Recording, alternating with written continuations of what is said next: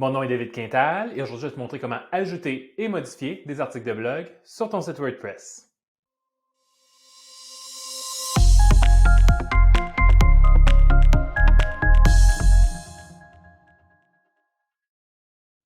Quand tu as un site web qui a été créé avec WordPress, il y a une multitude d'éditeurs de pages qui s'offrent à toi pour pouvoir ajouter et modifier les textes sur ton blog. Dans la base de WordPress, jusqu'en décembre 2018, il y avait seulement un éditeur qu'on appelle maintenant l'éditeur classique qui était offert pour pouvoir ajouter puis modifier des textes dans ton blog. Et puis à partir de décembre 2018, cet éditeur-là a été remplacé par l'éditeur Gutenberg, qu'on appelle aussi aujourd'hui l'éditeur de bloc. Donc l'éditeur Gutenberg, éditeur de bloc, c'est le même éditeur. Et puis sur plusieurs sites web aujourd'hui, on retrouve les deux éditeurs côte à côte, l'éditeur classique et l'éditeur Gutenberg. En plus de ces éditeurs-là, tout dépendant quel thème qui a été utilisé pour créer ton site web, ça se peut que ce thème-là vienne avec son constructeur de page, ce qu'on appelle en anglais un page builder. Comme par exemple, le site à mon écran en ce moment, il a été créé avec le thème Avada. Le thème Avada vient avec Avada Builder. Le thème Divi vient avec le constructeur de page Divi Builder. Et puis après ça, il y a plein d'autres thèmes qui viennent avec l'éditeur, ou plutôt le constructeur de page Elementor et WP Bakery. Puis après ça, il y en a des douzaines, peut-être même des centaines d'autres aussi. Donc, aujourd'hui, je ne montrerai pas les constructeurs de pages parce qu'ils sont vraiment tous différents les uns des autres, puis il y en a vraiment beaucoup, beaucoup. Par contre, ce que je vais te montrer aujourd'hui, c'est comment utiliser l'éditeur classique ou l'éditeur Gutenberg. En réalité, je vais te montrer les deux pour ajouter et modifier des articles de blog sur ton site web parce que c'est les deux qui viennent dans la base de WordPress, puis c'est les deux qui sont le plus couramment utilisés pour le blog. Généralement, des page builders ou des constructeurs de pages comme Avada Builder, Divi, Elementor, WP Bakery, on va plutôt les utiliser au niveau des pages du site web, les pages informatives du site web, comme la page d'accueil, la page à propos, la page du joindre, les pages de service, etc. Donc, toutes les pages sur ton site web qui ont une mise en page plus complexe. Une mise en page plus complexe comme par exemple des animations qui se déplacent, des contenus qui apparaissent en parallaxe, des contenus qui alternent, mettons, image de côté, texte, après ça, image, texte, etc. comme ça. Ce genre de mise en page-là, ça se fait pas du tout ou trop difficilement avec, ça se fait pas du tout en fait avec l'éditeur classique. Puis ça peut se faire avec l'éditeur Gutenberg, mais c'est pas aussi puissant l'éditeur Gutenberg qu'un constructeur de page pour faire ce genre de page-là.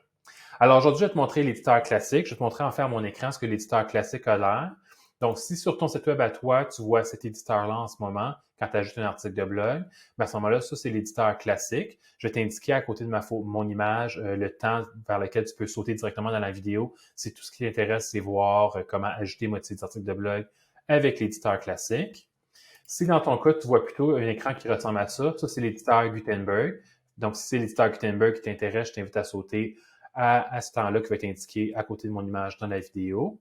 Par contre, si tu démarres ton blog en ce moment et tu ne sais pas trop lequel des deux utiliser, écoute la vidéo complète. Comme ça, tu vas voir comment l'éditeur classique fonctionne, comment l'éditeur Gutenberg fonctionne, puis tu vas voir lequel des deux te plairait mieux pour ton utilisation à toi.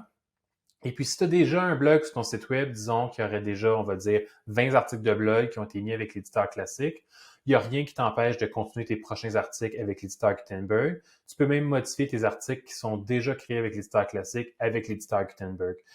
Donc, c'est vraiment pas un enjeu en réalité. Fait que même si tu as déjà un blog en place sur ton site web avec des articles créés avec l'éditeur classique, tu peux toujours continuer à passer l'éditeur Gutenberg ou continuer l'éditeur classique. C'est vraiment à ton goût. Si tu aimerais savoir c'est quoi mon goût à moi je préfère l'éditeur Gutenberg. Je trouve que l'éditeur Gutenberg est l'interface est vraiment plus belle, elle est plus simple à utiliser, puis elle est beaucoup plus flexible que l'éditeur classique. L'éditeur classique, c'est vraiment la base. C'est quand tu écris un article de blog avec une mise à page super simple qui est tout simplement texte, titre, texte, titre, texte, titre. Tandis que l'éditeur de blog, ou qu'on appelle aussi l'éditeur Gutenberg, tu as un peu plus de versatilité pour insérer des images, mettre un graphique, mettre un tableau, faire de l'affichage sur 2 colonnes plutôt que tout sur une colonne, etc. L'éditeur Gutenberg est vraiment beaucoup plus flexible à ce niveau-là. Jamais autant, par contre, qu'un constructeur de page comme, mettons, Divi, mais c'est quand même beaucoup plus flexible que l'éditeur classique. Alors aujourd'hui, je vais te montrer les deux. Je vais t'indiquer les temps si ce n'est pas déjà affiché à mon écran en ce moment pour sauter directement au bon endroit dans la vidéo s'il y en a juste un des deux qui t'intéresse. Sinon, tu peux écouter la vidéo complète, ça te donne une meilleure vue d'ensemble. Puis tu prends ensuite ça, faire un choix pour ton propre site web. Alors, on va fermer ça pour l'instant. On va aller ici. Parfait. Donc là, on va démarrer. Donc, quand on veut ajouter un éditeur, quand on veut gérer nos articles de blog, en fait, ça se passe dans le menu Articles sur WordPress. Donc, le menu ou le module Articles sur WordPress, il va être nécessairement sur ton site web. Peu importe qui a fait ton site web, peu importe avec quel thème. Le module article, c'est vraiment dans la base de WordPress. C'est pour gérer la section blog ou la section astuces ou la section nouvelles de ton site web. Donc, l'endroit où tu vas publier des articles ou des billets d'information. Donc, ça, c'est vraiment dans la base de WordPress.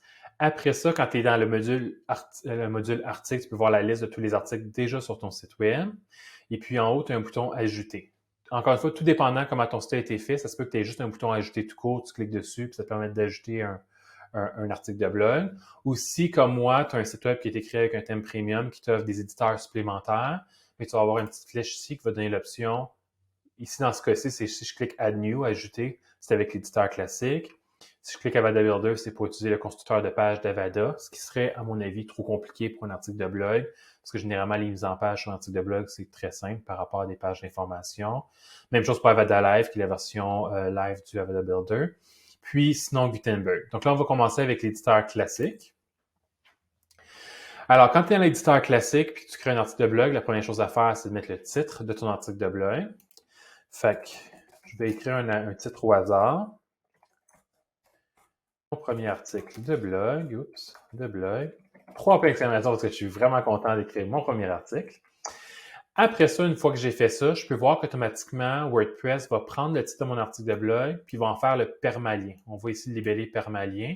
Ça se peut que d'autre côté, ce soit pas permalien, le libellé, tout dépendant si ton site web est en français tout court, français Canada ou français Belgique. À ce moment-là, ça se peut que le permalien ici, le terme soit différent. Puis dans différentes pages de WordPress, ça change. Donc, permalien, URL, slug, puis je pense que l'autre qu'on peut voir, c'est lien. Tout ça, c'est la même chose. Finalement, c'est l'adresse de la page. On peut voir ici là, que mon site web est sur formation.winodev.com, /, l'année, /, le mois, /, le titre de mon article. Puis, WordPress a tout simplement pris le titre de mon article, puis en a fait l'adresse de la page. Donc, c'est une bonne idée d'un point de vue SEO pour le positionnement Google de ton site web, de mettre le mot-clé ou les mots-clés qui ont rapport avec le sujet de ton article de blog dans le titre, puis laisser WordPress le mettre aussi dans l'adresse de ta page. Si jamais tu aimerais quand même changer l'adresse de page que WordPress crée automatiquement, tu as juste à cliquer sur le bouton « Modifier », puis aller le modifier ici. Les caractères qui sont permis pour l'adresse d'une page, c'est des lettres en minuscules, pas d'accent, fait que pas de E accent aigu. Donc, si tu avais quelque chose comme, mettons, école dans ton titre, ben tu mettrais école dans l'adresse, donc pas d'accent. Et puis, pas non plus de ponctuation comme des apostrophes, par exemple. Fait que si dans ton titre, tu avais quelque chose comme l'école, ben là, tu mettrais L, trait d'union pour remplacer l'apostrophe, école sans accent. Donc, tout ce qui est permis, c'est des lettres en minuscules, des chiffres, aucune ponctuation, aucun caractère spéciaux, excepté le trait d'union, comme tu vois ici. Ou à la place du trait d'union, tu pourrais aussi mettre un souligné. Et puis, c'est une bonne pratique quand tu vas composer ton titre de page, de faire comme WordPress fait, puis remplacer les espaces par des traits d'union. De cette manière-là, tu vas être sûr que quand le robot de Google va indexer ton site web, puis qu'il va regarder c'est quoi les mots-clés dans la barre d'adresse, qu'il va bien comprendre chacun des mots parce qu'ils sont séparés par des traits d'union. Donc ici, mettons, je suis satisfait, je pourrais le laisser tel quel. Sinon, je pourrais le changer, mettons, pour mon premier article de blog cette année. Tu peux voir, année, j'ai pas mis d'accent. Si jamais, finalement, tu changes ton titre d'article de blog, tu as changé d'idée en cours de route, tu veux changer ton article de blog, ton titre, puis tu veux changer aussi l'URL, puis tu veux pas te casser la tête en retapant les deux, fais juste le titre de l'article de blog, comme mon premier article de blog de l'année. Je vais écrire de l'année pour avoir un apostrophe puis un accent. Je prends ça ici, je copie, je viens ici, j'efface ça, je colle mon titre tel quel. Tu te souviens, je t'ai dit juste des lettres minuscules, pas d'espace, pas de caractère spéciaux, pas d'accent. Fait que tout ça, ça concorde pas à ces standards-là. Puis c'est correct, parce que quand je clique OK, WordPress va le transformer en une URL, un permalien qui est permis. Donc, mon premier article de... Puis là, ça dit l'année ici. Il n'a pas remplacé l'apostrophe par un trait d'union, il l'a juste enlevé complètement. Moi, j'aime bien retravailler le permalien pour le slug du permalien pour mettre un trait d'union à la place des apostrophes, pour vraiment bien séparer les mots, que le mot année soit tout seul, tout d'un coup, ce soit un mot-clé pour mon SEO. Maintenant que ça c'est fait, après ça, je vais écrire comme tel l'article de blog. Avec l'éditeur classique, ça se passe ici dans l'éditeur WYSIWYG, l'éditeur What You See is What You Get de l'éditeur classique. Donc, ça ressemble beaucoup à Word. Je ne te montrerai pas toutes les options de mise en forme parce qu'en réalité, si tu connais Word ou Outlook, c'est le même genre d'outil en réalité. Je vais te montrer plutôt les distinctions au niveau d'un site web versus si, par exemple, tu créerais un fichier Word. Il y a des choses qui sont un petit peu différentes, tout particulièrement au niveau des liens en réalité. Donc, ce que je vais faire en premier, c'est que je vais m'assurer d'avoir toutes les icônes de mise en forme. Fait que si, comme moi, en ce moment, tu as juste une ligne d'icônes, bien, viens ici où tu vois l'icône avec les rectangles avec des petits points dedans. Clique dessus, ça va t'ouvrir l'autre liste, l'autre liste finalement d'icônes pour la mise en forme. Et puis, ça se peut que les icônes que tu vois ici à mon écran ne soient pas tout à fait la même chose que tu aies sur ton site à toi. Ça se peut que tu en aies plus, ça se peut que tu en aies moins. Ça dépend du thème que tu utilisé pour créer ton site et les extensions. Comme par exemple, si, étant donné que j'ai le thème Avada, mais j'ai cette icône-là qui est ici en plus que tu n'auras pas sur ton site web si ton site n'a pas été créé avec le thème Avada. Idem pour les boutons bleus ici, ça a été ajouté par Avada. Donc, si tu n'as pas le thème Avada sur ton site web, tu ne verras pas ça. Par contre, si par exemple, tu as un thème qui vient avec Elementor ou avec WP Bakery, ces boutons-là vont plutôt être des boutons pour Elementor puis WP Bakery.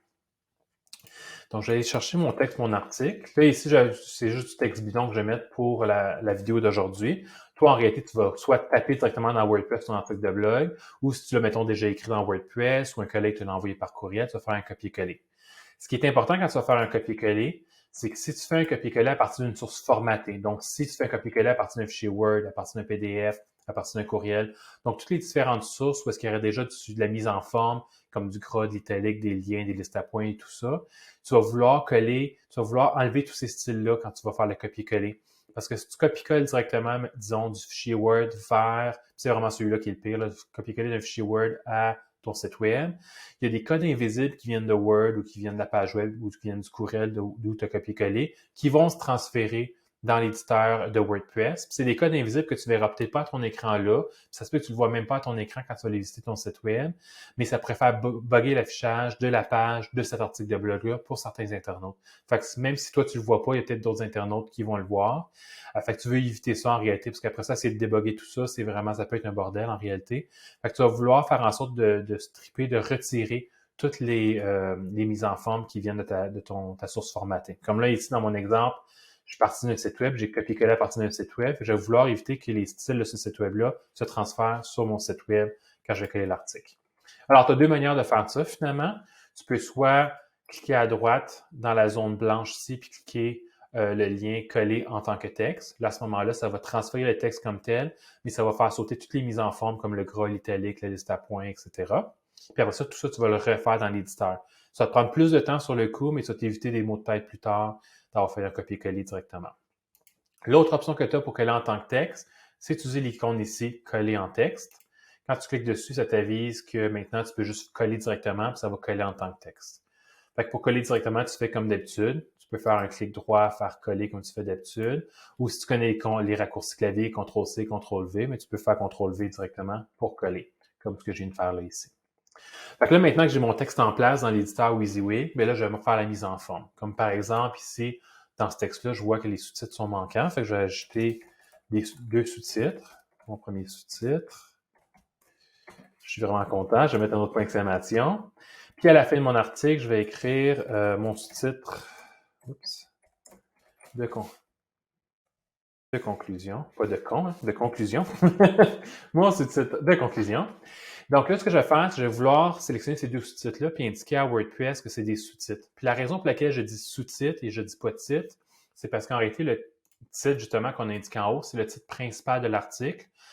Puis dans WordPress, on a différentes balises, pas dans WordPress, pardon, dans le web en général, on a différentes balises pour indiquer qu'un titre, c'est le titre principal, la balise H1, puis qu'après ça, les autres titres qui sont à l'intérieur du texte, c'est des sous-titres ou des sous-sous-titres. Je vais te montrer un exemple concret de ça sur le blog de Winovio. Donc, généralement, sur un blog ou sur n'importe quelle page d'un site web, le titre que tu vois en gros en dessous de la bannière ou le titre que tu vois en gros par-dessus la bannière sur certains sites web, c'est généralement le titre en titre 1 ou en... Il y a différentes manières de le nommer. Ça peut être titre 1, title 1, ça peut être heading 1 ou ça peut être H1. Donc, tout ça, c'est la même chose. Donc, ça, c'est le titre principal. Puis après ça, dans l'article, c'est des sous-titres. Comme par exemple, si je regarde ici, ça, c'est une section avec son sous-titre avec la balise H2. Ça, c'est une autre section avec un autre sous-titre qui est la balise H2 aussi. On a une autre section ici de l'article qui a une autre balise H2, comme un autre sous-titre devant en balise H2. Cette section-là, en particulier, elle est subdivisée en sous-sections. On peut voir que dans cette section-là, psychologie de la forme, on a un sous-sous-titre, la loi de la similitude, un autre sous-titre, la loi de la symétrie. Ces sous-titres-là qu'on voit en noir sur le site de Winavio, c'est des balises H1 ou des titres, des balises H3 ou des titres 3. Fait que les différentes sections de les différentes sous-sections de cette section-là de l'article sont précédées par un titre en H3. Puis après ça, quand on tombe dans la section suivante de l'article, là, c'est un titre en H2 de nouveau, un autre titre en H2, etc. comme ça. Donc, c'est vraiment super important de respecter la hiérarchie des titres parce que pour différentes raisons, mais les deux raisons principales, c'est au niveau du SEO, donc du positionnement Google de ton site. Tu vas être sûr que quand le robot de Google va venir sur ton site web pour indexer cette page-là, qu'ils comprennent bien c'est quoi le titre principal de la page, puis comment l'article est divisé après pour indexer le contenu correctement, puis après ça, afficher ta page, la page de ton article de blog correctement dans les résultats de recherche. Ça, c'est la première raison. La deuxième raison, c'est pour les personnes malvoyantes qui viennent visiter ton site web, donc les internautes malvoyants qui viennent visiter ton site web et puis qui utilisent un logiciel de lecture d'écran qui leur lit ce qui est à l'écran. Ce logiciel-là va se fier que tu as bien structuré la page de ton article de blog avec un titre 1 en titre principal. Après ça, les sections en titre 2, les sous-sections avec titre 3, etc. jusqu'à titre 6 si jamais ton article est aussi long que ça avec des sous-sections. Donc, pour que le lecteur d'écran, le logiciel lecteur d'écran soit plus efficace puis lise correctement l'écran pour un internaute malvoyant, c'est important de respecter la hiérarchie. Donc, c'est vraiment les deux raisons pour lesquelles tu veux respecter la hiérarchie. Donc, on va regarder dans le backend admin comment ça se présente exactement. Donc, au niveau du backend admin, le titre que tu viens ici va nécessairement ressortir en titre 1, à moins que ton site soit peut-être mal fait, mais sinon, normalement, ce titre-là va sortir en titre 1 sur ton site web. Puis après ça, tout ce que tu as à faire pour dire à WordPress, ce titre-là, c'est un titre 2, bien, tu viens sélectionner dans le menu déroulant ici, puis tu choisis titre 2. Les différents choix qui s'offrent à toi dans ce menu-là, c'est paragraphe. Le paragraphe, c'est du texte ordinaire, du texte régulier. Donc, tout ça ici, c'est tout du texte paragraphe. En fait, tout ça, c'est du texte paragraphe, excepté le bout de texte que j'ai mis en titre 2. Donc, disons que j'ai deux titres, deux sections à mon article, cette section-là, puis la conclusion. Je vais le mettre en titre 2. Puis si, disons, dans cette section-là qui est ici, j'aurais deux sous-titres maintenant pour ces deux paragraphes-là. Fait que ça serait comme sous... Là, je vais mettre n'importe quoi. En réalité, tu vas vouloir mettre un sous-titre qui a rapport avec le sujet du paragraphe qui est après. Fait que là, je vais mettre sous-section 1 et sous-section 2. Puis celle-là, je vais le mettre en titre 3. Puis là, tu vois les libellés que tu vois dans le menu déroulant ici sur mon site, ça va de titre 1 à titre 6. Tout dépendant si ton WordPress a été configuré en français tout court, français Canada, français Belgique, tu pourrais voir d'autres libellés à cet endroit-là. Donc, à la place de titre 1 à titre 6, tu vas peut-être voir title 1 à title 6, heading 1 à heading 6 ou H1 à H6. H comme la lettre H, de H1 à H6. Donc, tout ça, c'est la même chose. Un titre 2, un heading 2, un title 2, puis un H2, c'est toute la même chose finalement. Là. C'est quelque chose qu'on voit beaucoup dans WordPress, qu'il y a plusieurs libellés pour dire la même chose. Le même exemple que je te donnais tantôt avec le permalien, qui peut être slug, qui peut être URL, qui peut être adresse, qui peut être plein de choses différentes. Ça revient tout au même finalement. Donc, ça, c'est comment que tu vas mettre, c'est comment ça que tu vas faire pour mettre ton titre de mettre tes sous-titres, à l'intérieur de ton article de blog. Après ça, l'autre chose que je vais te montrer qui ressemble beaucoup à Word, mais juste pour être sûr que tu saches comment faire, c'est les listes. C'est très similaire à Word. Fait que, disons, on va dire, je vais me préparer 3 petits bouts de phrases qui vont être ma liste. Donc, disons que ces 3 bouts de phrases-là, j'aimerais en faire une liste à points. J'ai tout simplement cliqué ici pour en faire une liste à points. Ici, c'est vraiment exactement la même chose que tu ferais sur Word. Finalement, c'est exactement la même chose. Puis tout le reste ici, là, du gras, de l'italique, l'alignement à gauche, centré, l'alignement à droite. L'éditeur classique n'offre plus l'alignement justifié. Si jamais tu aimerais avoir justifié, va sur le site de Winavio, puis utilise l'engin de recherche, puis cherche le mot alignement justifié. Un de nos programmeurs a écrit un article de blog sur comment ramener l'icône alignement justifié sur WordPress, sur l'éditeur classique, pardon. Donc, tout ça, ça ressemble beaucoup à tout ce que tu connais déjà dans Word. La seule autre chose que j'aimerais te montrer à cet écran-là, c'est comment faire un lien. Donc, sur un site web, tu as 2 types de liens que tu peux faire. Tu peux faire un lien interne ou un lien externe. Donc, un lien interne, c'est un lien de ton site vers ton site. Fait que, par exemple, tu écris un article de blog qui parle, on va dire, par exemple, tu es physiothérapeute, puis une des choses que tu fais en physiothérapie, c'est que tu vas traiter des gens qui ont une hernie discale, par exemple. Je ne sais pas si les physiothérapeutes ont le droit de faire ça, c'est un exemple. Donc, par exemple, tu pourrais écrire un article de blog qui parle d'hernie discale, puis dans ton article de blog qui parle d'hernie discale, faire un lien vers ton service concordant où tu aides les gens avec les hernies discales. Donc ça, ce serait un lien de ton site, vers ton site. Donc ton article de blog fait un lien vers la page de service concordante par rapport à ça. Ça, c'est un lien interne. Ça, c'est très payant d'un point de vue SEO, sans l'expérience plus riche pour l'internaute. Tu veux mettre des liens dans ton site web, des liens dans tes articles de blog et dans tes pages, surtout des liens internes qui gardent l'internaute sur ton site web. L'autre type de lien que tu peux faire sur ton site web, c'est des liens externes. Fait que, par exemple, un lien de ton site web vers un autre site web. Par exemple, tu aurais encore une fois un article de blog que tu as écrit à propos des hernies discales, puis tu aimerais faire un lien vers un site web, mettons d'un chiro avec lequel tu collabores pour des hernies discales, mais à ce moment-là, ce serait un lien externe. Donc, que ce soit un lien interne ou un lien externe, ça commence toujours de la même manière. Tu vas sélectionner le mot, le bout de phrase ou la phrase sur laquelle mettre un lien. Puis là, tout dépendant si tu mets ton lien juste sur un mot tout seul, sur un bout de phrase ou sur la phrase au complet, va dépendre du contexte. Fait que si par exemple dans ton article de blog, tu as quelque chose du genre, une phrase du genre « cliquez ici pour avoir plus d'informations », naturellement, tu vas mettre le lien sur « cliquez ici », c'est ça qui est logique, sur le verbe d'action. Sinon, si tu as une phrase formulée du genre n'hésitez pas à nous contacter pour avoir plus d'informations », ben là, dans ce contexte-là, ce qui est logique, c'est mettre le lien sur « nous contacter ». Fait que c'est vraiment selon le contexte du texte où est-ce que tu vas mettre le lien. Donc, on va dire que moi, je vais mettre un lien sur ce bout-là ici. Je le sélectionne, je clique l'icône lien, puis là, ce que je vais faire, c'est que je vais aller sur mon site web, je vais l'ouvrir dans un nouvel onglet, je vais aller sur mon site web, puis disons, je vais faire un lien vers ma page maintenance. Je vais venir ici, je vais faire afficher la barre d'adresse en haut. Je vais venir ici dans la barre d'adresse, je vais faire un copier de ce qu'il y a dans la barre d'adresse, puis, hop, c'est désélectionné, je vais recommencer ça ici. Je vais le mettre comme ça ici, puis je vais faire la petite flèche de retour chariot pour enregistrer mon changement. Donc là, maintenant, j'ai un lien, je le vois ici, j'ai un lien sur ce bout de texte-là, que quand l'internaute va cliquer dessus, ça va mener vers ma page maintenance. Disons que je veux supprimer le lien, je clique tout simplement dessus, je clique l'icône de chaîne brisée ici, ou l'icône de chaîne brisée ici, un ou l'autre, puis ça va enlever le lien. Je vais te montrer une autre option, je ne suis pas sûr que ça fonctionne sur le site que j'ai actuellement à mon écran. J'ai remarqué que ça ne fonctionne pas sur tous les sites WordPress. Une des choses que tu peux faire, c'est que tu sélectionnes le bout où est-ce que tu veux mettre un lien, tu cliques l'icône chaîne, puis tu commences à taper le début du titre de la page en question. Donc, ici, ma page maintenance, OK, ça fonctionne sur ce site-là. C'est pas tous les sites web sur lesquels ça fonctionne. Fait que si une option que tu as, c'est de faire ce que je t'ai montré en premier, d'aller sur ton site web, faire un copier-coller de l'adresse, ou tout simplement chercher le nom de la page là, puis c'est ça qui est le plus simple. Tape le nom de la page, puis fais un lien tout simplement comme ça. Mais si jamais dans ton cas, ça ne fonctionne pas, parce que j'ai remarqué les sites WordPress que cette fonction-là de taper le nom de la page ne fonctionne pas, à ce moment-là, tu vas devoir faire la première technique que je t'ai montrée, qui est de copier-coller l'adresse. Après ça, c'est la même chose, tu cliques la petite flèche, maintenant tu as un lien sur cette page-là. Maintenant, je vais te montrer comment faire un lien externe. Donc, un lien externe, on va enlever le lien ici. C'est tout simplement, tu vas sur le site externe, par exemple le site de Winovio, tu vas faire un lien vers cet article-là, tu copies-colles l'adresse. Là, je ne te le montre pas à l'écran parce que j'utilise CTRL-C, CTRL-V sur mon clavier pour les copier-coller, mais tu pourrais aussi venir ici puis faire copier tout simplement, ça revient au même. Je sélectionne le bout de phrase sur lequel je veux faire le lien, disons ce bout de phrase-là ici.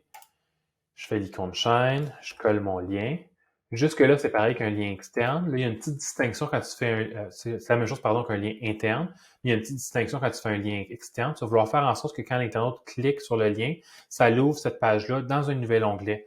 De manière à ce que quand il a fini de lire ou consulter ce qu'il a consulté sur l'autre site web et qu'il clique le X pour fermer, ça va ramener l'internaute vers ton site web. Tu veux éviter, quand tu fais un lien externe, que l'internaute clique un lien sur ton site web puis ton site web se fasse remplacer par l'autre site web. Parce qu'après ça, quand l'internaute va cliquer le X pour fermer cet onglet-là, il va se perdre finalement. Il sera pas automatiquement ramené vers ton site web. Puis si jamais il a oublié qu'il était sur ton site web, il a oublié l'adresse, il a oublié le nom, tu es peut-être de perdre un client potentiel. Fait que c'est toujours faire ouvrir les liens externes dans un onglet, un nouvel onglet. Même chose pour un fichier PDF, tu le fais ouvrir dans un onglet distinct. Donc, pour faire ça, tu cliques sur le petit engrenage ici, puis tu vas tout simplement cocher « Ouvrir le lien dans un nouvel onglet » ou, encore une fois, le libellé que tu vois ici peut être différent à ton écran, mais bref, coche cette case-là, puis ça va faire ouvrir dans un nouvel onglet. Donc, clique-moi « Mettre à jour » ici. Fait que là, maintenant, d'un point de vue esthétique, le lien a l'air exactement la même chose. Que ce soit un lien interne ou un lien externe, l'esthétique est la même. Que tu aies coché ou pas, ouvrir dans un nouvel onglet, l'esthétique est la même. Fait que pour toi, comme gestionnaire du contenu sur ton site web, comme personne qui gère le contenu sur ton site web, la manière de savoir si c'est un lien interne ou externe, puis savoir s'il ouvre dans un nouvel onglet, c'est de cliquer sur le lien, cliquer le crayon, cliquer l'engrenage, tu vois l'adresse pour savoir si c'est un lien interne ou externe, puis si la case est cochée ici ou pas. C'est comme ça que tu vas faire. Et puis, au niveau de supprimer un lien, quand c'est un lien externe, c'est la même chose. On clique dessus. Pas besoin de le sélectionner au complet. On clique n'importe où dans le lien. Puis, on clique le petit chain brisé. Et puis, le lien est retiré. Donc, ça, c'est pour les liens. Une fois que tu as fini d'écrire ton article de blog, puis probablement même avant d'avoir fini d'écrire ton article de blog, tu vas vouloir sauvegarder de temps en temps ton travail. Un peu comme, par exemple, quand tu travailles dans Word et puis tu écris un document, tu ne veux pas passer 3 heures à écrire ton document, puis là, paf, une panne électrique et puis tu viens de perdre ton travail. C'est la même chose au niveau de ton site web. S'il y a une panne électrique, une panne d'Internet, un bug informatique, peu importe c'est quoi, tu ne veux pas avoir passé 3 heures à rédiger un article de blog dans WordPress puis le perdre. Donc, pendant que tu travailles sur ton article de blog, à l'occasion, tu vas cliquer sur le bouton « Enregistrer le brouillon » qui est en haut à droite.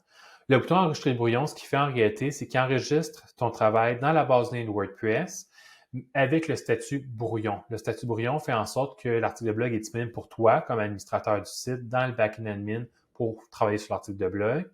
Par contre, le public ne le voit pas sur le côté front-end, sur le côté public de ton site web. Je vais te montrer ce que ça a l'air. On va retourner à la liste des articles. Puis on peut voir ici dans la liste des articles, les articles qu'on voyait tantôt, plus celui que je suis en train d'écrire. Puis on voit qu'il y a le statut brouillon, donc il n'est pas publié, versus eux ici qui n'ont pas le statut brouillon. Puis on peut voir ici qu'ils ont une date de publication, tandis que mon article brouillon a plutôt une date de dernière modification. Donc je vais recliquer dessus pour continuer à le modifier. Et par le fait même, je te montre comment modifier un article de blog. Tu cliques dans la liste tout simplement pour aller le modifier. Donc, une fois que tu as fini d'écrire ton article de blog, tout est correct, tes textes sont corrects, tu as fait ta mise en forme, ton gras, ton italique, tes couleurs, tout ce que tu as à faire finalement.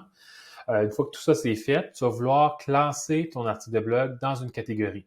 Donc, sur WordPress, tu as 2 manières de classer les articles de blog, soit avec les catégories ou les étiquettes. Les étiquettes, c'est quelque chose qui n'est plus vraiment utilisé aujourd'hui, puis il y a des bonnes chances que ton site s'en serve pas, puis l'affiche nulle part. Donc, je ne te montrerai pas aujourd'hui comment gérer les étiquettes, mais en réalité, ce que je te montre pour les catégories, c'est la même chose pour les étiquettes finalement. Donc, je vais tasser ici mon image à gauche. Donc, ici, quand tu regardes dans la colonne de droite, tu devrais avoir un module ou une petite case ici, catégorie, qui va t'afficher la liste de toutes les catégories disponibles sur ton site WordPress. Si jamais tu n'as pas cette boîte catégorie-là, défile jusqu'en bas et peut-être plus basse. L'ordre de ces boîtes-là va varier d'un ordinateur à l'autre ou d'un compte administrateur à l'autre puis d'un site web à l'autre. Je vais te montrer pourquoi. On peut tout simplement les cliquer et les déplacer. Fait que c'est possible que pour toi, cette boîte-là soit plus basse. C'est possible aussi qu'elle soit ici. Cette boîte-là pourrait être cliquée et être déplacée en dessous de l'éditeur. C'est pas impossible que tu l'aies ici aussi. Fait qu'en réalité, fais juste regarder tout ton écran. Puis si tu la vois vraiment pas nulle part à ton écran, à ce moment-là, va complètement en haut, clique l'onglet Options de l'écran en haut à droite. Et puis ça, toutes les différentes boîtes qui pourraient afficher à cet écran-là. Puis tu as juste à cocher. Là, je vais le faire ici. Catégorie. Si je décoche catégorie ici, je peux voir automatiquement, ça disparaît catégorie. Si je clique catégorie, la boîte catégorie réapparaît. Donc là, ce que tu vas vouloir faire, c'est que tu vas vouloir classer ton article dans une ou plusieurs catégories, mais l'important, c'est au moins de la classer dans au minimum une catégorie. Si jamais tu démarres là, à 9, tu n'as aucun article de blog en ce moment sur ton blog, c'est la première fois que tu écris un article de blog. Ici, dans la catégorie, la seule chose que tu vas voir, c'est non classé. Non classé, c'est la catégorie je dis catégorie, mais en réalité, c'est une catégorie. C'est la catégorie par défaut quand on installe WordPress au tout départ. Puis, si jamais tu laisses ton article dans non classé, bien, il va apparaître sur ton site web dans la catégorie non classé, ce qui donne un aspect comme pas fini, puis c'est pas bénéfique pour toi d'un point de vue SEO non plus. Parce que ce que tu vas vouloir faire, c'est créer des catégories d'articles de blog, puis classer tes articles dans une ou plusieurs catégories. Je vais te montrer dans le concret ce que ça pourrait donner. Donc, avec cet article-là de Marie-Michel ici, on peut voir ici que cet article-là a été publié dans la catégorie création de site web et dans la catégorie graphisme. Donc, cet article-là a été classé en 2 catégories. Et puis, si un internaute lit cet article-là et aimerait voir d'autres articles de la catégorie graphisme, il pourrait cliquer sur graphisme ici, puis voir toute la liste de nos articles de la catégorie graphisme. Donc, c'est pour ça que tu vas vouloir utiliser des termes qui sont des mots qui sont significatifs par rapport au nom de catégorie, puis classer tes articles dans toutes les catégories pertinentes, de manière à améliorer je ne sais pas comment le dire en français, découvrabilité du contenu sur ton site web pour un internaute qui navigue. Fait que tu vas vouloir classer tes articles de blog par catégorie. Puis une des choses que tu vas vouloir faire, c'est comme nous on fait ici, en barre latérale, tu vas vouloir avoir un widget catégorie dans la barre latérale sur ton blog pour un accès rapide aux catégories. Donc, c'est un internaute lit cet article-là, il voit qu'on a une catégorie, mettons, WordPress, puis il est tout particulièrement intéressé de savoir ce qu'on a à dire par rapport à WordPress. Et il va pouvoir venir ici puis voir tous nos articles de blog de la catégorie WordPress. Donc, si on revient, non, on va laisser ça ici. Si on revient à ton site ici, puis le module catégorie ici, si jamais dans ton cas, il n'y a aucune catégorie de créer encore parce que tu es en train de créer ton premier article de blog, tu peux en direct à cet écran-là créer la nouvelle catégorie en cliquant le « Ajouter une nouvelle catégorie ». Puis là, je vais nommer ça, mettons nouvelle. On va dire que c'est une nouvelle. Puis là, je clique Ajouter une autre catégorie. Là, je peux voir ici, normalement, il va ajouter une nouvelle. Ouais, il m'a ajouté une nouvelle, il l'a coché. Puis disons, cet article-là pourrait être dans nouvelle, puis il pourrait être dans, je sais pas, primeur, on va dire. Je vais ajouter. Fait que là, automatiquement, il a ajouté l'article ou coché la catégorie pour primeur et nouvelle. Puis WordPress laisse non classé. Fait que tu vas vouloir décocher non classé en réalité. Fait qu'arrange-toi toujours pour jamais avoir d'article dans la catégorie non classée. Parce que comme je te disais, tu veux pas voir le non classé sur le site web. Là. Imagine sur le site de Winavio, on aurait dans la barre latérale ici non classé ou dans le haut de l'article, on aurait non classé. Ou quand on va dans la page de notre blog, on verrait non classé ici. Ça aurait de l'air pas fini, ça aurait de l'air comme si comme si on n'avait pas examiné les détails du site web. Donc, ça fait négliger. Tu veux éviter d'avoir non classé sur ton site web, finalement. Tout ça pour dire ça. Après ça, si ton site web utilise les étiquettes, tu pourrais aussi ajouter les étiquettes. Il y a un module pour ça ici, ça se passe là. C'est la même chose en réalité pour les étiquettes. Tu peux créer tes étiquettes directement là, puis tu peux insérer un article dans une ou plusieurs étiquettes. Mais dans la majorité des cas aujourd'hui, les sites web n'utilisent plus les étiquettes. Donc, ça se peut très bien que tu ne vois même pas les étiquettes du tout dans ton back-end. C'est correct parce que c'est plus vraiment utilisé sur les sites web. Donc, c'est pour les catégories et les étiquettes. Je vais te montrer tantôt comment tu peux gérer les catégories spécifiquement dans le module catégorie. Après ça, l'autre chose que tu vas vouloir faire, c'est spécifier l'image mise en avant. Ici, on voit image mise en avant. Tout dépendant de ton site web, ça se peut que ce soit image à la une que tu vois là. Donc, image mise en avant, image à la une, c'est la même chose. Puis ici, pour l'instant, ignore ça ici, Featured Image 2, 3, 4, puis 5. C'est vraiment une particularité du thème Avada. Si ton site n'est pas fait avec Avada, tu ne verras pas ça. Tu vas voir seulement image mise en avant ou image à la une. Donc, pour t'expliquer c'est quoi l'image mise en avant, on va aller sur le blog de Winavio encore. Ici, sur notre blog, si on regarde par exemple cet article-là à propos de Rank Math, dans la liste des articles, la petite image qui accompagne chacun des articles de blog, c'est l'image à la une en version miniature. Puis quand je clique sur un article sur l'article en question, c'est la grosse bannière dans le haut, l'image à la une. Donc, l'image à la une, c'est l'image finalement qui est associée avec l'article de blog dans les listes d'articles et la bannière dans le haut. Encore une fois, tout dépendant du thème qui a été utilisé sur ton site web puis comment il a été configuré, ça se peut que l'image à la une soit utilisée à ces deux endroits-là ou juste à un de ces deux endroits-là ou aucun de ces deux endroits-là. Mais à la base, dans WordPress, normalement, l'image ce qu'on configure comme image à la une, c'est la grosse bannière dans le haut de la page de l'article de blog. C'est la miniature qui apparaît dans les listes d'articles pour représenter cet article-là. Donc, pour configurer ton image à la une, tout ce que tu as à faire, c'est que tu cliques sur « Définir l'image mise en avant ». Ça va t'ouvrir la médiathèque de WordPress ou le gestionnaire de médias de WordPress. Puis ici, tu vas voir toutes les images qui sont déjà sur ton site web. Et puis, si la bannière que tu veux utiliser est déjà sur ton site web, bien, tant mieux. Tout ce que tu as à faire, c'est que tu cliques l'image en question, puis tu cliques définir l'image mise en avant pour la définir comme image à la une. Si jamais tu t'es trompé ou finalement ça ne sort pas bien sur ton site web, ce que tu peux faire, c'est que tu cliques dessus et puis tu viens choisir une autre image. Si jamais l'image que tu veux mettre en bannière sur cet article de blog-là n'est pas déjà dans la médiathèque de WordPress, tu viens tout simplement sur téléverser des fichiers.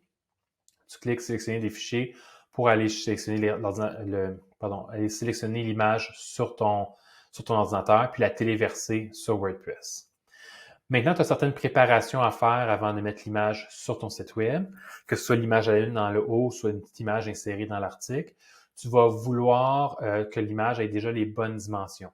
Donc, tout dépendant comment ton site web a été fait, puis ça, c'est ton agence web qui devrait te donner l'information, tu vas vouloir préparer l'image qui va être utilisée en bannière dans les bonnes dimensions. Comme par exemple, sur le site de Wineview, en ce moment, l'image que tu vois là avec le logo de RankMath, c'est une image qui fait 2000 pixels de large par 550 pixels de haut. Mais ton site web, c'est peut-être différent. Peut-être que ton site web, c'est 1900 par 600. Ça dépend vraiment de ton site web. La meilleure manière de savoir, c'est si ton agence a déjà ajouté, a déjà mis des articles de blog sur ton site web, va pour modifier un article de blog, va à l'écran pour modifier l'article de blog, un des articles de blog qui est déjà là, va ici dans Image mise en avant, clique sur l'image, assure-toi que l'image elle est sélectionnée dans la médiathèque, puis tu vas voir ici à droite les dimensions. Comme là ici, cette image-là fait 900 pixels de large par 601 pixels de haut. Généralement, l'image qu'on va mettre en bannière pleine largeur sur un site web va faire autour de 2000 pixels. Donc là, cette image-là, c'est une image qui venait dans la démo du thème Avada.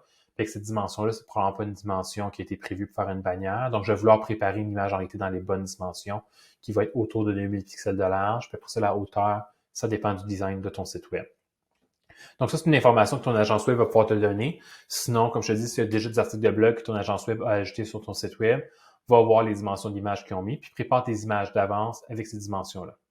Après, il y a le nom du fichier. Donc, le nom du fichier JPEG ou PNG que tu vas mettre pour l'image comme telle. Tu dois t'assurer de respecter une certaine nomenclature. Puis c'est la même chose qu'on a vu tantôt par rapport au permalien.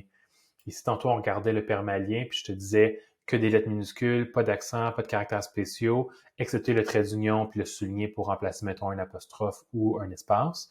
C'est la même chose pour les noms de fichiers. Fait que tu vas vouloir, je ne sais pas si les fichiers d'Avada, c'est un bon exemple.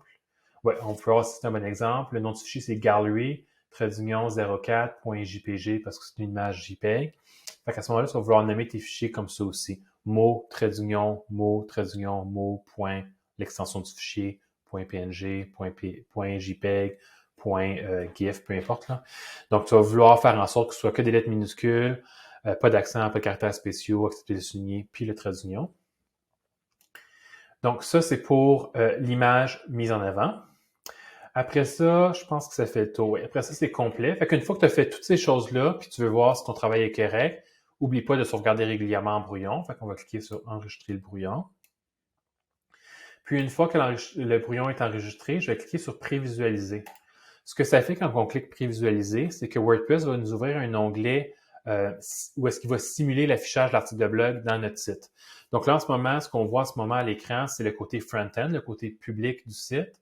Et puis, cette page-là en particulier, c'est juste moi qui la vois parce que je suis administrateur du site. Et puis, parce que c'est une page qui finit sur l'article de blog finalement qui est en brouillon. Le public ne voit pas ça en ce moment. C'est vraiment une simulation de ce que cet article-là pourra avoir de l'air une fois qu'il va être publié.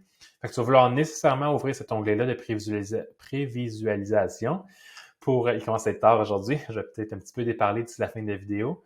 Donc, tu vas vouloir ouvrir cet onglet-là pour pouvoir voir ce que ton article va avoir de l'air plus tard quand tu vas le publier sur ton blog pour le rendre public, pour faire les corrections nécessaires au cas où, justement, qu'il y ait des corrections à faire. Donc là, on peut voir en particulier, on peut voir que l'image ne remplit pas toute la largeur. Ce thème-là, Avada prévoit une image plus large. Donc, de toute évidence, je n'ai pas utilisé une image dans les bonnes largeurs pour ce thème-là. Après ça, je vois mon texte, je vois que le titre est bien sorti, le sous-titre, parfait. Ma liste à points, ma liste numérotée, pardon, elle est correcte. Là, je regarde le reste de la page. C'est bon, tout est beau. Faut que la seule chose que j'aurais à ajuster maintenant, ce serait l'image en bannière. Donc, ce serait le dernier ajustement à faire. Donc, tout ce que j'ai à faire, c'est que je ferme ça ici. Comme je t'ai montré tantôt, je viendrai ici, je clique là, je choisis une autre image dans les bonnes dimensions. Donc, ça, c'est ce que j'avais à te montrer par rapport à créer un article de blog avec l'éditeur classique. Maintenant, on va regarder pour... en fait, le dernier truc que je vais te montrer par rapport à cet écran-là, c'est comment publier. Fait qu'une fois que tu es prêt à mettre ton article en ligne pour qu'il devienne disponible publiquement, tu vas cliquer sur « Publier ». Et puis ça, ce que ça va faire, c'est que ça va enregistrer tes dernières modifications dans la base de données WordPress et rendre ton article disponible publiquement. L'autre chose que tu peux faire aussi, c'est céduler un article pour qu'il se publie automatiquement à une date et à une heure que tu as fixée. Comme par exemple, en ce moment, au moment que j'enregistre la vidéo, on est le 22 février. Donc, disons que j'aimerais publier l'article dans le futur. Pardon, tu viens ici où ça dit publier tout de suite. Tu vas choisir modifier. Disons que j'aimerais publier l'article lundi de la semaine prochaine, donc le 28 février 2022. J'aimerais qu'il se publie automatiquement à 10 h le matin. J'ai rentré une date dans le futur. Je clique sur OK. Je peux voir ici que le bouton publier est maintenant devenu un bouton planifier. Donc, je vais cliquer planifier. Puis là, ce qu'il va faire, WordPress, quand j'ai cliqué le bouton planifier, c'est qu'il sauvegarde l'article de blog dans la base de données de WordPress. Et puis, il enregistre les dernières modifications que j'ai faites. Puis, il cédule la publication de l'article automatique pour lundi 28 février 2022 à 10h. Ça va se faire tout seul. Donc, ça veut dire que j'ai pas besoin d'être derrière l'ordinateur et cliquer publier. Ça se fait tout seul.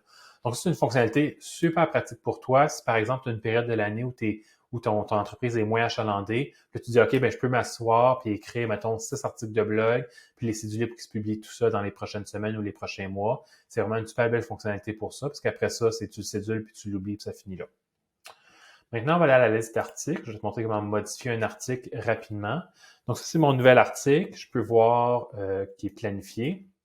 Je peux voir c'est quoi sa date qui est planifiée. Donc, si jamais tout ce que je veux faire, c'est changer sa date de planification, son titre, son slug, il y a quelques petites modifications que je peux faire sans retourner à l'écran où je peux tout modifier, l'écran où j'étais précédemment. Je passe ma souris sur le nom de l'article, je clique sur modification rapide, puis directement là, je peux modifier le titre, par exemple, remettre mes points d'exclamation, modifier l'URL, mettons, modifier mon point article pour cette année, mettons. Et mon premier article pour cette année.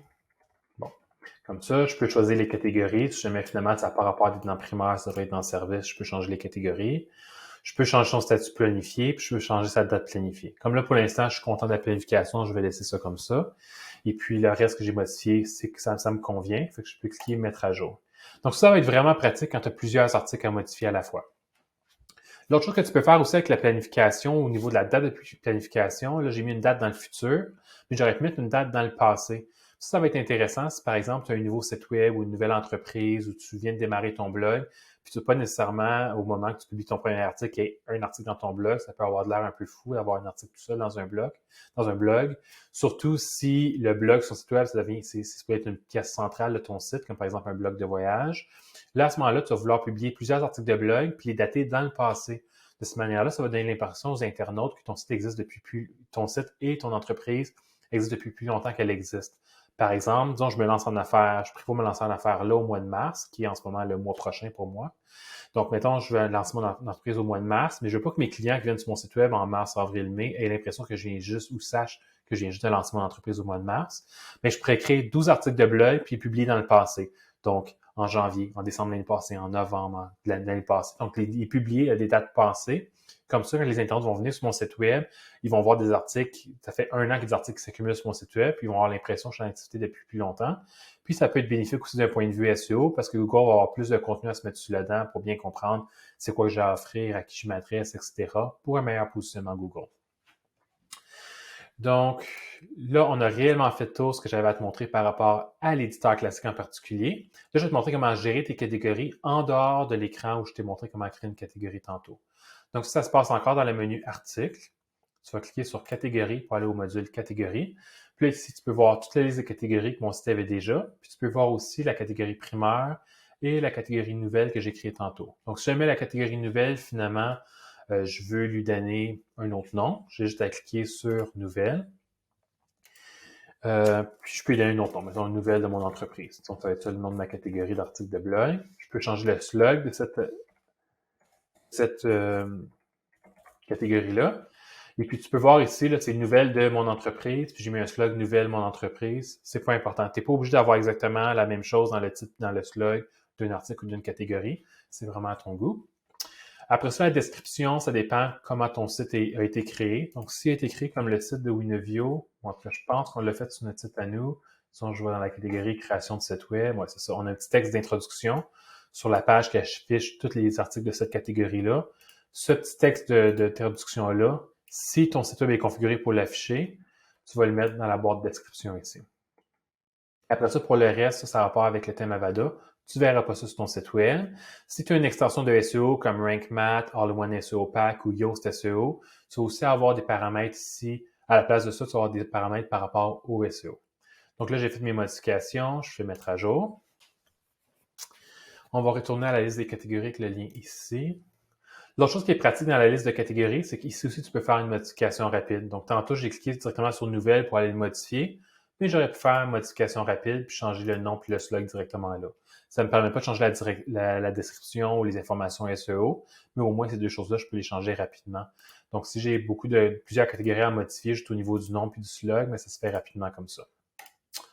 Après ça, pour supprimer, ben, c'est comme pour toutes les listes dans WordPress, on peut cliquer ici puis supprimer. Je vais faire annuler. L'autre chose qui est pratique dans cette liste-là, c'est que tu peux avoir en un coup d'œil la quantité d'articles que tu as de classés dans chacune des catégories.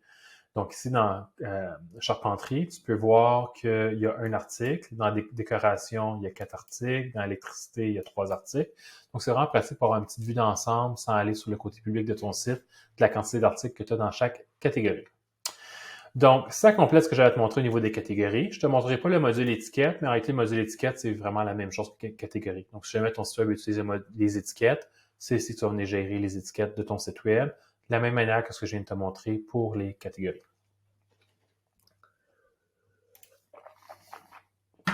Maintenant, on va retourner au module de gestion des articles de blog. Et puis, je vais te montrer comment ajouter un article avec l'éditeur Gutenberg, donc l'éditeur qui a remplacé l'éditeur classique en décembre 2018. Dans le cas de mon site web ici, je dois cliquer la petite flèche puis aller sur Gutenberg Editor pour ajouter un article avec Gutenberg. Ça se peut que dans ton site, ce soit différent. Ça se peut que toi, tu puisses cliquer directement sur Ajouter puis ça va directement dans Gutenberg. Ça dépend vraiment de comment ton site a été créé. Donc, je vais cliquer Gutenberg. Ici, la première chose à faire, c'est la même chose qu'avec l'éditeur classique. Tu vas vouloir mettre le titre de ton article.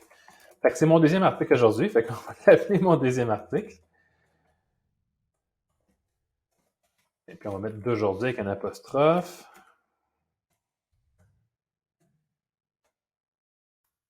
Je me rends compte en ce moment qu'il y a plusieurs des choses que je vais devoir dire en te montrant l'éditeur Gutenberg qui vont répéter ce que j'ai dit par rapport à l'éditeur classique, ce qui rendrait la vidéo vraiment longue pour quelqu'un qui l'écoute au complet. Alors, si tu as sauté ici directement pour avoir l'éditeur Gutenberg, qu'il y a des bouts que tu ne comprends pas dans ce que je te dis, recule en arrière et écoute le bout par rapport à l'éditeur classique. Je ne détaillerai pas toutes les choses que j'ai déjà détaillées par rapport à l'éditeur classique. Je me rends compte que si tu as sauté directement au bout de la vidéo où est-ce que je parle de l'éditeur Gutenberg, il y a peut-être des petits bouts que tu ne saisiras pas. Donc ici, pour le titre, c'est la première chose à faire. Je vais mettre mon titre.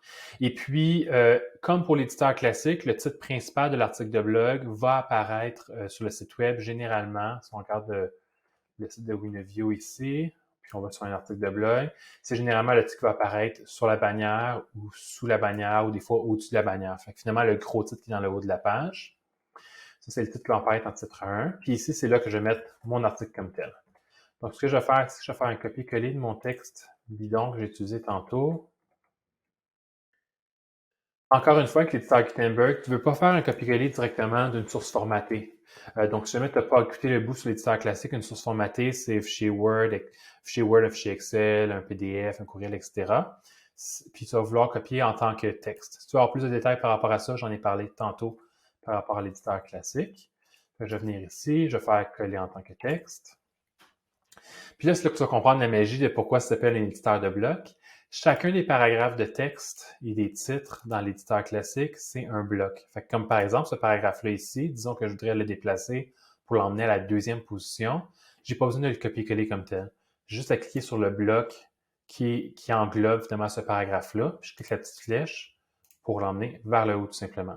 C'est quelque chose qui devient vraiment intéressant avec l'éditeur classique. Puis chacun des blocs de contenu sur ta page, la page de ton article de blog, c'est considéré comme un bloc distinct. Donc, un titre va être son propre bloc, un paragraphe, une image, etc. Donc, tu devrais ajouter un titre, un sous-titre, pardon, entre ces deux paragraphes-là. Tu viens à la fin du paragraphe, tu fais entrer sur ton clavier. Il va t'ajouter une nouvelle section pour insérer un bloc. Si c'est juste du texte, tu peux le taper directement. Fait que, par exemple, je vais dire mon sous-titre numéro 1. Puis là, il l'a mis en paragraphe normal. Si t'es pas sûr c'est quoi paragraphe, puis titre 1 à titre 6, va voir ce que j'ai parlé tantôt dans la vidéo, dans le bout de la vidéo par rapport à l'éditeur classique. Donc là, disons, je vais faire de ça un sous-titre en heading 2 ou en titre 2. Ce que j'ai à faire, c'est que je sélectionne ou je clique plutôt sur le bloc en question que je vais rendre en titre 2. Je clique la petite icône ici. Je dis à WordPress, je veux en faire un titre. Automatiquement, il m'en fait un titre en titre 2. Tu te souviens tantôt, je te disais que le libellé change d'une place à l'autre dans WordPress. Des fois, ça va être titre 1 à titre 6. Des fois, ça va être title 1 à title 6, H1 à H6, heading 1 à heading 6. Donc là, on voit un des endroits où c'est différent par rapport à ce qu'on vient de voir. Fait qu'automatiquement, il en fait un H2. Puis si, mettons, je suis dans une sous-section de cette section-là, bien, je pourrais lui dire fais-en un titre, puis après ça, venir ici, puis lui dire, fais-en un H3. L'important, c'est comme j'ai expliqué tantôt, qu'il y a seulement un H1 dans la page, qui est le gros titre en haut, puis tous les sous-titres et sous-sous-titres après, ce soit des H2 et des H3, en respectant la hiérarchie, comme j'ai expliqué tantôt. Donc, ce que j'ai expliqué tantôt par rapport à la hiérarchie, c'était pas spécifique à l'éditeur classique, c'est plutôt comme ça que c'est ça les bonnes pratiques pour le web en général. Peu importe l'éditeur, peu importe que ce soit WordPress ou une autre plateforme, il faut respecter la hiérarchie des titres et des sous-titres et des sous-sous-titres, etc. Donc, disons qu'ici, dans ces deux paragraphes-là, j'aimerais insérer une image. Tout ce que je fais encore une fois, c'est que je viens à la fin du paragraphe, je fais entrer, puis là, plutôt que de taper du texte ou coller du texte, je vais venir au bout de la ligne ici, puis je vais cliquer plus. Puis là, il va me proposer différents modules. Là, ça la donne que je vais insérer une image, puis qu'il y a le module image ici. Mais si jamais je ne voyais pas le module image, je peux cliquer tout parcourir. Bon, décidément, je suis constamment dans les jambes aujourd'hui. Je vais passer mon image encore. Puis là, je peux voir tous les différents modules qu'on peut insérer avec l'éditeur Gutenberg. C'est là que quand je disais au début de la vidéo que je préfère l'éditeur Gutenberg parce qu'il est plus flexible et il offre plus de possibilités, c'est beaucoup à propos de ça, justement. Puis là, tout dépendant quel module tu vois ici, ça va dépendre du thème que tu as sur ton site, des extensions, etc. Donc, il y a des modules là-dedans que tu vas voir, que c'est des modules que tu vas voir à mon écran, que tu ne verras pas sur ton ordinateur parce que ça vient du thème Avada. De la même manière que toi, avec le thème sur ton site web, tu as probablement des modules que tu ne vois pas à mon écran en ce moment. Donc là, ce qu'on voulait ici, en réalité, c'était image. Donc, je pourrais chercher à travers la liste puis essayer de trouver image. Il est juste ici, en réalité. Ou je pourrais tout simplement taper image ou les premières lettres du mot image. Puis là, je vais voir tous les modules qui ont rapport avec les images. Là, je vais insérer image ici. Il m'a inséré le module image, puis il me propose, est-ce que tu veux téléverser une nouvelle image? Est-ce que tu veux ouvrir la médiathèque ou si tu veux l'insérer à partir d'une URL? Moi, je te dirais, ne jamais l'insérer à partir d'une URL. Tu ne veux pas prendre des images qui viennent d'un autre site puis les mettre telles quelles sur ton site. Premièrement, tu n'as peut-être pas les droits d'utilisation, la licence avec les droits d'utilisation. Fait que tu pourrais t'exposer à des poursuites. Puis, la dimension que l'image a sur l'autre site web n'est peut-être pas appropriée pour ton propre site web. Fait que tu vas vouloir nécessairement préparer tes images dans un logiciel comme Photoshop ou Pixlr avant sur ton ordinateur dans les bonnes dimensions. Puis après ça, tu l'insères sur ton site web. Fait que moi, ce que je préfère faire dans ces options-là, en réalité, c'est ouvrir la médiathèque. Si l'image est déjà là, on la clique, puis encore dans les jambes, on la clique, puis après ça, on clique sélectionner pour l'insérer. Sinon, on va dans téléverser, on clique le bouton ici, puis on choisit le fichier sur l'ordinateur. Puis comme je disais tantôt, il faut respecter dans le nom du fichier d'avoir que des lettres minuscules, pas d'accent, pas de caractères spéciaux, excepté trait d'union souligné dans le nom du fichier. Donc là, ici, pour simplifier les choses aujourd'hui, je vais tout simplement insérer une des images qui est là. Elle va être un peu grosse, celle-là. Ah, sont grosses les images. OK, on va y aller avec celle-là. Donc, j'insère cette image-là. Et puis, il ajoute dans mon article de blog ici. Puis, comme pour le texte, je pourrais déplacer l'image pour l'envoyer à une position différente. Tu peux voir ici, je ne sais pas si tu le vois, ici, l'image se déplace à différents endroits. Donc, ça, c'est pour ajouter un bloc image. Après ça, je vais te montrer comment ajouter une liste. Puis, c'est avec le dernier module que je vais te montrer aujourd'hui. Je vais te laisser explorer les autres modules en réalité. Parce que les modules que tu es le plus probable d'utiliser, ça va être titre, texte, qui est paragraphe, image, puis liste finalement. Fait que pour les autres, je te laisse explorer toi-même. Fait qu'on va dire que je vais faire une liste ici qui va avoir 3 éléments. Je tape simplement mes 3 éléments. Comme là, j'ai mis des mots distincts, ça peut être un bout de phrase. Je sélectionne tout ça. Je vais faire avec ma souris pour que tu me vois faire. Je sélectionne tout ça. Je clique la petite icône ici comme tantôt. Puis là, je choisis, je dis à WordPress, je vais en faire une liste. Puis paf, ces 4 blocs distincts-là sont devenus un seul bloc qui est un bloc liste. Puis là, je pourrais cliquer ici pour dire faisant une liste numérotée ou faisant une liste à points tout simplement. Puis ça aussi, c'est un bloc que je pourrais déplacer pour envoyer ailleurs dans mon article. Après ça, tous les autres types de contenus que tu peux vouloir ajouter, un tableau, peu importe c'est quoi, tout ce que tu as à faire, c'est que tu fais juste rajouter une nouvelle ligne, tu cliques le plus. Si le module en question il est déjà indiqué ici, tant mieux. Sinon, tu fais tout parcourir. Puis tu viens chercher le module en question ici. Comme par exemple, si tu voudrais tirer un tableau, tu utiliserais le module tableau. Donc, je vais te laisser explorer les autres parce qu'il y en a vraiment beaucoup. Là. Si je te les montre tous aujourd'hui, je vais être encore là dans 4 heures en train de te montrer les différents modules. Fait que je te laisse explorer ça. Mais vraiment, ce que tu vas utiliser de manière plus fréquente, c'est titre, texte, liste et images dans tes articles de blog. Donc, on va fermer ça. L'autre truc que je vais te montrer par rapport à l'éditeur Gutenberg, qui n'existe pas dans l'éditeur classique, c'est la colonne de droite ici. Tu as 2 onglets ici. En fait, avant de te montrer ça, je vais te parler de sauvegarder. Tu te souviens tantôt par rapport à l'éditeur classique, je te disais travaille pas pendant 3 heures sur ton article de blog pour après ça l'enregistrer, parce que s'il y a une panne d'Internet ou une panne d'électricité, tu vas perdre tout ton travail. Fait que, au même titre que quand tu travailles dans Word, tu enregistres régulièrement, tu vas vouloir faire la même chose pour tes articles de blog. Fait que ce qui est fun avec l'éditeur Gutenberg, ce qui est pareil avec l'éditeur Gutenberg et l'éditeur classique, c'est que tu dois enregistrer en brouillon au départ. Donc, tu cliques sur enregistrer le brouillon. Mais ce qui est le fun avec l'éditeur Gutenberg, c'est qu'une fois que tu as enregistré une fois en brouillon, il va le faire automatiquement pour toi toutes les quelques minutes. Fait que tu vas le voir tout au long de mes prochaines explications. De temps en temps, le bouton ici, enregistrer le brouillon, va changer pour dire qu'il est en train d'enregistrer. Fait qu'à toutes les quelques minutes, il va enregistrer automatiquement. Dans le doute ou au cas où ton site bug, tu peux quand même cliquer régulièrement sur le bouton enregistrer, juste pour dire que ton travail est enregistré au fur et à mesure. Ça va éviter que tu travailles pendant quelques heures sur ton article pour finalement tout perdre ton travail parce qu'il y a une panne d'Internet, une panne informatique, une panne électrique. OK, donc on va s'attaquer à la colonne de droite. Dans la colonne de droite, ici, on a deux onglets. On a l'onglet article, que je vais te montrer en premier, puis pour ça, l'onglet bloc. Donc, l'onglet article, c'est vraiment tous les paramètres qui ont rapport avec finalement l'article comme tel, l'article de blog. Donc, tu te souviens tantôt quand je t'ai montré l'éditeur classique, je t'ai dit tu classes, une fois que tu as fini d'écrire ton article de blog, tu devrais le classer dans des catégories. Si ton site l'utilise, tu peux le classer aussi avec des étiquettes.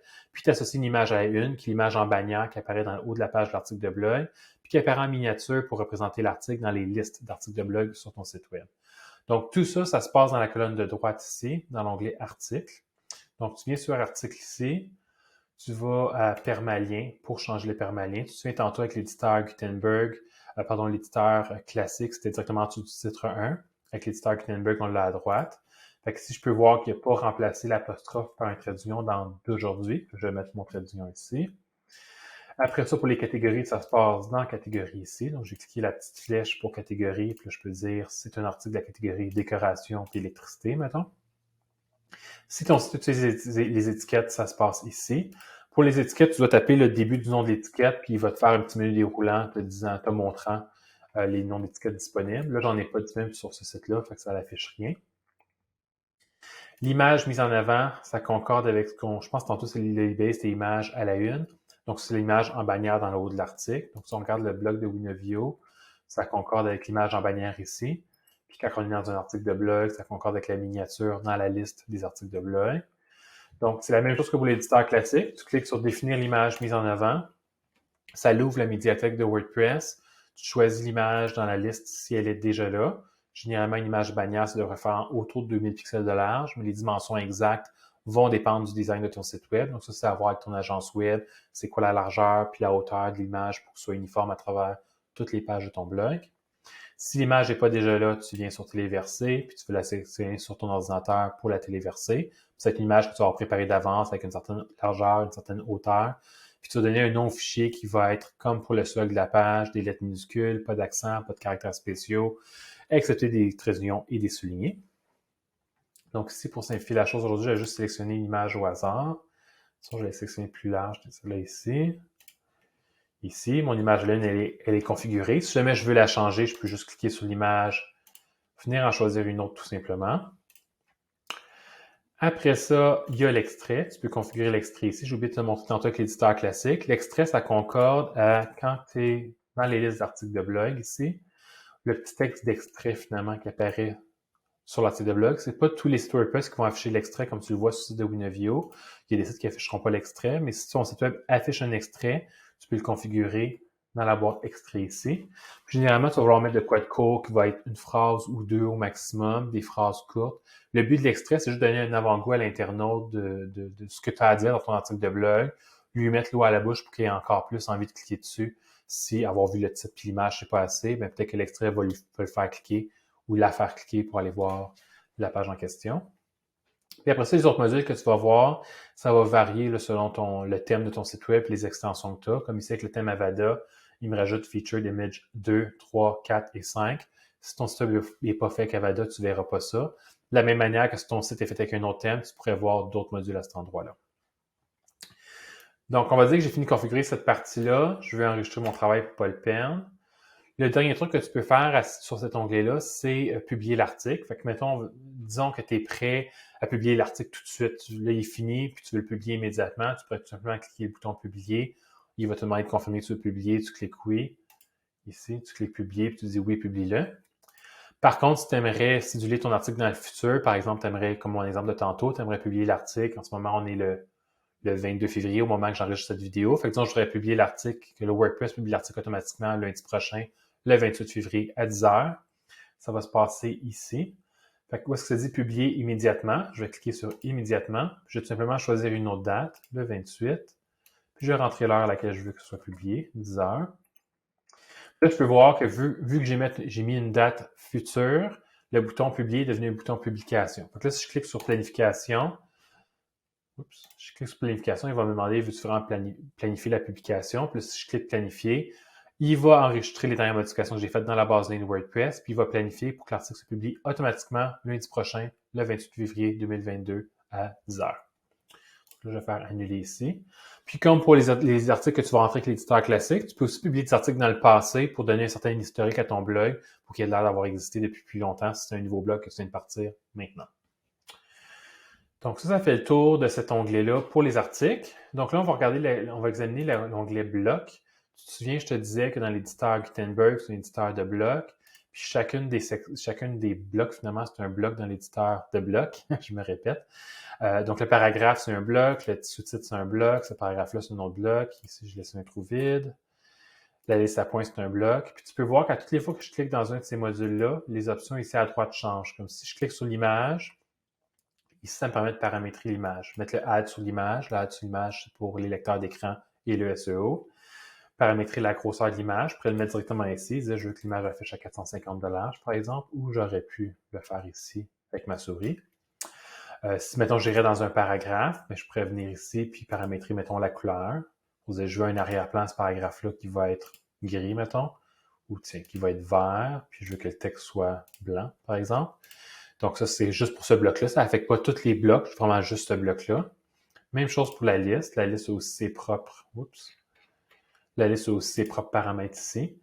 Donc, chacun des blocs sur ton écran peut être paramétré, puis tout dépendant du type de bloc, texte, image, tableau, etc., ça va se passer ici. Comme par exemple, si tu insères un tableau dans ton article de blog, tu le remplis, puis plus tard, tu aimerais rajouter une colonne, tu aimerais rajouter une ligne, tu vas pouvoir le faire ici. Donc ça, c'est pour l'onglet bloc, ce qui fait le tour de ce que je voulais te montrer finalement pour l'éditeur Gutenberg. Donc une fois que tu penses que tu as tout fini au niveau du back-end admin, que ton article est rentré, que tout est beau, ce que tu vas faire, c'est que tu vas cliquer une dernière fois pour enregistrer le brouillon. Et puis après ça, tu vas cliquer sur prévisualiser. Puis comme avec l'éditeur classique, il va t'ouvrir un nouvel onglet sur ton site web où il va simuler l'affichage de cet article-là tel qu'il aurait de l'air quand il va être réellement publié. Fait que ce que je vais voir ici à mon écran en ce moment, si je clique ça, ça va être une prévisualisation de ce que mon article va avoir de l'air quand il va être publié. Puis cette page-là, c'est juste moi qui peux la voir en tant qu'administrateur du site web. Le public, les internautes ne voient pas ça en ce moment sur le site web, même si ça a l'air d'être affiché sur mon site web. Je peux venir ici, voir si j'ai bien fait mon travail, puis là, peut-être que je me rends compte que ça n'a vraiment pas rapport à mon fond vert ici. Il n'y a rien dans l'image de marque de cette compagnie-là que du vert. Fait que je pourrais aller dans mon back-end admin et aller modifier ça pour que ce soit quelque chose de plus beau ou juste enlever le vert parce que c'est vraiment pas beau. Donc ça, c'est ce que je pourrais faire. Je regarde sur mon article de l'air, ok, c'est beau, je ferme cet onglet-là, je retourne dans mon back-end, je fais les corrections nécessaires, mettons venir ici, puis dire enlever la couleur d'arrière-plan. Ou en mettre une, mais la mettre peut-être gris ou quelque chose de neutre, mettons. Disons. Peut-être quelque chose de plus neutre que ça. Oui. Laisse pas le faire. En tout cas, peu importe. Le fond gris. Venez faire enregistrer. Revenez faire prévisualiser. Voir si ça fonctionne. C'est vraiment pas beau non plus, mais c'est pour un titre d'exemple. Donc, tu fais les modifications que tu as à faire. Puis une fois que tu finis, ben, c'est là que tu peux céduler ton article. Après ça, si on retourne, on clique sur le W en haut à gauche, ça nous ramène à la liste des articles. Puis si tu veux modifier ton article plus tard, c'est le même principe qu'avec l'éditeur classique. Tu vas pouvoir venir ici, c'est l'article ici, je clique dessus. Puis, oups. Bon, ben si jamais ça t'arrive, ça c'est un article que tu as créé dans l'éditeur Gutenberg, puis quand tu cliques dessus, ça te l'ouvre dans l'éditeur classique. Tout ce que tu as à faire, c'est que tu retournes à la liste d'articles, tu viens ici, puis plutôt que cliquer sur le titre de l'article, tu vas plutôt aller ici dans Gutenberg Editor pour qu'il te le réouvre dans l'éditeur Gutenberg que tu as utilisé pour créer l'article au départ. Puis là, tu peux modifier l'article. Sinon, l'autre option que tu as, c'est un article qui a été créé dans l'éditeur classique, comme le premier article que j'ai fait tantôt. Je pourrais venir l'ouvrir dans l'éditeur Gutenberg. Puis ce qui va faire l'éditeur Gutenberg, ça va me créer un seul gros bloc qui est tout l'article qui a été créé dans l'éditeur classique, puis le bloc, c'est un bloc éditeur classique. Fait que ce que je peux faire, c'est que je peux demander à WordPress, prends cet article-là qui a été créé dans l'éditeur classique, puis convertis-le en bloc pour qu'il soit gérable dans Gutenberg, indépendamment de l'éditeur classique. Donc, tout ce que j'ai à faire, c'est que je clique n'importe où dans ce bloc-là. Tu peux voir, ça ouvre l'éditeur WYSIWYG de l'éditeur classique. Je clique sur Convertir en bloc. Puis, il me le convertit en bloc indépendant maintenant que je peux déplacer, que je peux gérer finalement comme un article, comme mon article qui a été créé initialement en Gutenberg. Donc, si jamais tu as un article, un blog qui est déjà en activité, tu as X nombre d'articles qui ont été créés avec l'éditeur classique, tu crées tes nouveaux articles avec l'éditeur Gutenberg, c'est correct. Puis après ça, quand tu viens modifier tes anciens articles qui ont été créés avec l'éditeur classique, tu peux soit les modifier dans l'éditeur classique, continuer à les modifier dans l'éditeur classique, ou tu peux les emmener, comme je viens de te montrer là à l'écran, dans l'éditeur Gutenberg, puis les convertir en bloc, puis que là, de là, ça se passe tout le temps dans l'éditeur de bloc, dans l'éditeur Gutenberg. Donc, on va quitter ici. Je prends enregistrer ce que je viens de faire. Non, il est déjà planifié celui-là. Je vais retourner en arrière. Et puis après ça, pour gérer les catégories, que ce soit pour dans l'éditeur des articles qui sont dans l'éditeur classique ou dans l'éditeur Gutenberg, c'est toujours un module catégorie. Si jamais tu n'as pas écouté le bout de la vidéo par rapport à l'éditeur classique, retourne en arrière. Je montre ce module-là par rapport aux catégories. Alors, ça fait le tour de ce que je voulais te montrer aujourd'hui par rapport à l'ajout et la modification d'articles de blog, d'articles sur ton blog WordPress avec l'éditeur classique et l'éditeur Gutenberg. J'espère que ça a été clair pour toi. J'aimerais savoir si tu as écouté la vidéo complète, si tu as écouté juste les bouts qui t'intéressent, mets-moi un commentaire dans la description de la vidéo, puis dis-moi si tu aurais peut-être aimé que je fasse 2 vidéos séparées ou si c'était une bonne idée. Je trouve que c'est une bonne idée de faire une vidéo complète. Je suis vraiment curieux d'avoir ton feedback par rapport à ça parce que ça va influencer les prochaines vidéos que je vais faire. Si jamais tu aimerais voir d'autres petites vidéos tutoriels, peut-être pas petites celle-là, mais si tu aimerais voir d'autres vidéos tutoriels du genre sur WordPress, sur d'autres modules ou sur un thème en particulier, tu peux l'écrire dans la description de la vidéo, puis ça va me faire plaisir de faire une vidéo sur le sujet si je trouve que j'ai un auditoire suffisamment grand qui s'intéresse à ça. Alors, on se revoit bientôt. À la prochaine!